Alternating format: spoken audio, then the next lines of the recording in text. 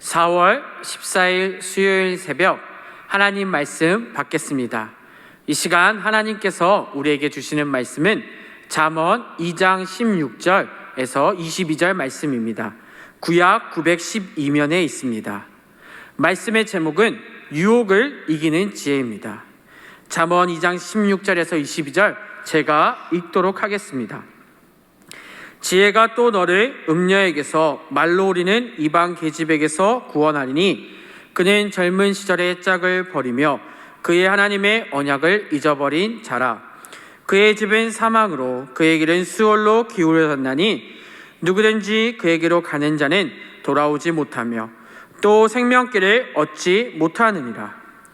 지혜가 너를 선한 자의 길로 행하게 하며 또 의인의 길을 지키게 하리니 대저 정직한 자는 땅에 거하며 완전한 자는 땅에 남아 있으리라. 그러나 악인은 땅에서 끊어지겠고 간사한 자는 땅에서 뽑히리라. 아멘. 사랑합니다. 잠언 2장에서는 지혜에 관해서 계속 이야기하고 있습니다. 지혜가 우리를 계속적으로 인도하고 또 그 길을 보호하신다는 것을 말하고 있습니다. 죄악에서 보호하고 인도하신다는 거죠. 지혜는 또한 악인의 길에서 멀리하라고 이야기하고 있습니다. 오늘 본문은 특별히 음녀, 이방 계집에서 구원하신다고 이야기합니다. 음녀와 이방 계집은 간음을 행하는 여성을 의미합니다. 또 이방 여인을 말하고 있습니다.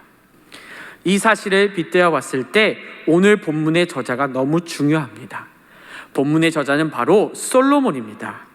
솔로몬은 가장 많은 이방 여자와 결혼했던 왕입니다.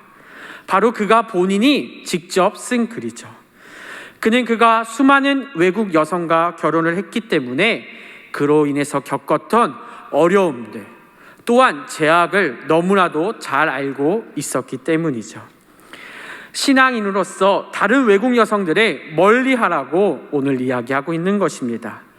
또 그의 아들 르호보암의 삶을 우리가 이미 알고 있기에 이 아들에게 또한 이 잠언의 말씀을 전해주고 싶지 않았을까요? 본문 뒤에서도 음녀에 대한 이야기는 계속적으로 나오게 됩니다. 이것은 이 음녀에 대한, 이 음욕에 대한 이 문제, 죄악에 대한 문제가 너무나도 중요하기 때문이죠. 이 음녀는 하나님 앞에서 결혼했던 자들입니다. 솔로몬과 하나님의 언약을 통해서 결혼한 것이죠. 하지만 결국 이들은 성적 타락으로 인해서 타락한 여인이 되었습니다. 즉 자신의 결혼의 언약을 포기한 여성들을 나타내는 것입니다. 특별히 르호보암은 솔로몬의 아들이자 나중에 우상 숭배를 한 왕입니다. 결국 이것을 보았을 때 남성도 여성도 다 이 음욕의 유혹에서 벗어날 수 없다는 것입니다. 따라서 남자나 여자나 제7계명인 간음하지 말라, 이 계명을 지키는 것이 지혜로운 삶을 사는 것입니다. 그리고 결혼한 후에 배우자와의 결혼 언약을 지키며 성적인 유혹에서 이겨내야 한다는 것이죠. 바로 결혼의 서약을 지켜야 하는 것이 하나님의 뜻을, 지혜를 따르는 것입니다. 지혜는 하나님의 뜻입니다. 하나님과 사람과의 맺은 그 결혼의 언약을 되새기며 기억하며 성적인 유혹에 빠지는 것과 간음하는 그 사이에서 빠져나와야 한다는 것이죠. 단순히 행위뿐만 아니라 우리의 눈으로, 입으로, 마음으로 그 유혹에서 이겨내야 한다는 것이죠. 음욕에 빠지는 결과가 어떻습니까? 음욕에 빠지게 되면 오늘 본문을 보니 그의 집은 사망, 수월로 기울여지고 생명길에 가지 못한다고 본문에 말합니다. 이 얼마나 끔찍한 결과입니까? 하지만 이 음욕의 죄는 우리에게 순식간에 찾아올 수 있습니다. 그렇기에 우리는 하나님의 뜻, 지혜를 구하며 이것에서 승리해야 합니다. 성경의 인물을 한번 살펴볼까요? 우리가 잘 알고 있는 요셉은 하나님을 경외하는 마음과 태도를 가지고 있었습니다. 그렇기에 젊은 시절에 혈기왕성할 때에도 청년이었지만 그는 보디발의 아내의 성적인 유혹에서 승리할 수 있었습니다. 어려운 가운데 이집트에서 종살이를 하면서 그곳에서 함께 하시는 하나님을 경험하고 체험했기에, 그 하나님을 진실하게 믿었기에 그 음욕의 유혹에서 뿌리칠 수 있었던 것이죠. 반면 삼손은 자신의 성적인 연약함을 알지 못하고 하나님과의 약속, 나시린의 약속, 그 비밀을 하나님께 얻었지만 결국 그 삼손은 블레셋 여인들과 관계를 맺게 되고 그 음욕에 빠지게 되었죠. 결국 들릴라의 끈질긴 유혹에 넘어가서 이 삼손은 결국 나중에 두 눈을 뽑히게 되는 결과까지 얻게 됩니다. 우리 역시 마찬가지입니다. 유혹에 넘어갑니다. 오늘 말씀을 묵상하며 너무나도 저에게도 어려움이 많았습니다. 실제적인 행동은 하지 않지만 내 마음속에서, 눈에서, 입에서 이러한 유혹들에 넘어질 때가 있기 때문입니다. 그럴 때마다 저는 외칠 수밖에 없습니다. 하나님, 우리를 시험에 들게 하지 마옵시고 다만 악에서 구하옵소서.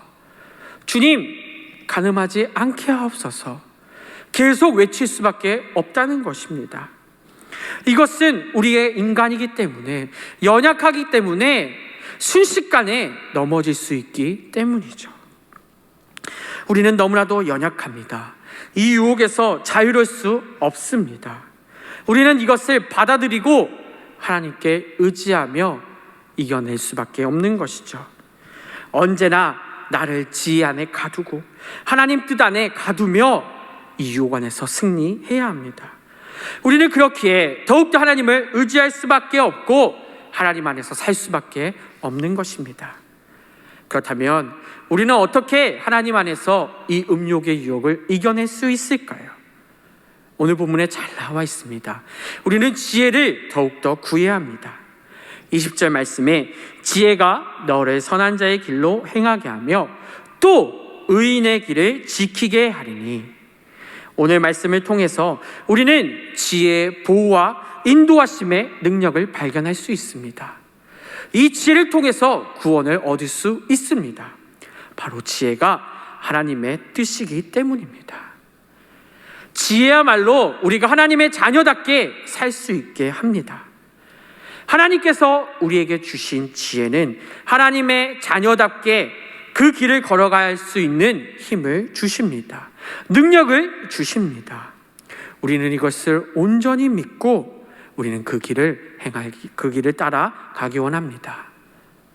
예수님께서 우리에게 오심으로 그 지혜를 더욱더 알게 하셨고, 예수님께서 우리를 보호하셨고 인도하셨기 때문에 우리는 그 지혜만을 따르며 믿고 살아가야 될 줄을 믿습니다.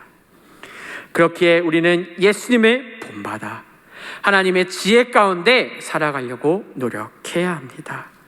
성경의 가르침에 따라 주님께 지혜를 구하며 날마다 지혜를 사모하며 우리는 정직하게 살아가길 원합니다. 말씀을 맺겠습니다. 우리는 연약합니다. 순식간에 죄의 유혹에 빠질 수 있습니다. 우리는 그럴 때마다 하나님의 지혜를, 하나님의 뜻을 구하며 그 안에서 승리하기 원합니다. 우리가 연약한 것을 잘 알고 있기 때문에 날마다 하나님 말씀 속에서 살아가지 않는다면 이 유혹에서 승리할 수 없습니다. 그렇기에 우리는 날마다 이 지혜를 구하며 하나님의 뜻대로 사는 우리 모두가 되기를 원합니다. 기도하겠습니다.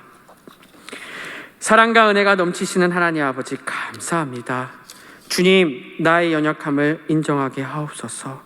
주여, 우리는 음욕의 유혹에 빠질 때가 있습니다. 완전하신 하나님의 지혜를 구하며 그 지혜대로 살아가는 우리 모두가 되게 하옵소서. 말씀 따라 하나님 안에서 정직하게 살아가고 그 하나님의 보호하심과 인도하심의 능력을 발견하는 우리 모두가 되게 도와주옵소서.